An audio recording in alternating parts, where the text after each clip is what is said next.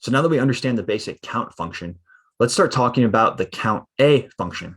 The difference between the count function and the count A function is that the count function will count all these cells with numerical values. The count A function is going to count everything, and it's going to count everything minus the empty cells. So you can see our column here in the B column here, we have B3 through B19. And you're going to notice some empty values here. So B5 is empty and B16 is empty. What we did was we did a count A, and we did B3 through B19, and we hit enter.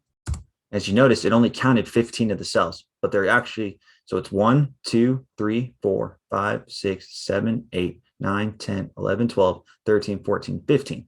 Now, if I were to fill in one of these cells, let's say I put a 1 here, it's going to go up to 16.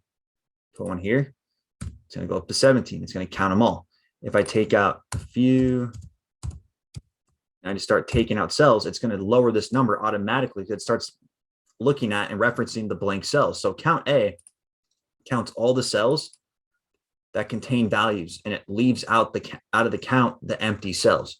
So if you have a data set with names and you want to know how many names are in that data set, let's say it's thousands and thousands of people, and you don't want to go through the whole thing and figure out, how many empty ones are there, how many people were left out, you can use a count A function. And what's going to do, it's going to count all those people, and it's going to count all the people that actually have a name there. So if you're trying to figure out, if there were supposed to be 2,000 people in a data set and you're not sure if there's any blank ones, you could do a count A, and it's going to count all the names with things in the cells. And then anything that's blank, it'll take that out. So if there was 5 blanks and you're supposed to have 2,000, they would spit out 1,995. So it just saves you the time to have to be having to go through and count all the blanks. And this function right here will allow you to give you a full count where those blanks, how often those blanks are occurring, and you'll be able to figure out that number. So again, if I wanted to add more numbers in, I can add an H, I can add an H, I can add an TY, I can add 45.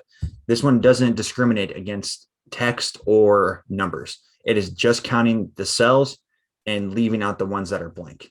All right, so that's the count A function. So you can utilize the count function and the count A function to save you tons of time when sifting through data sets and figuring out where the blank ones are and how many you have of the numerical values. So that's the basics of the count A function. And the next ones will be start going over count if, which is similar to the sum if, and the count ifs, which is using those multiple criteria. We hope you find the count A function helpful. We look forward to hearing from you soon. Take care.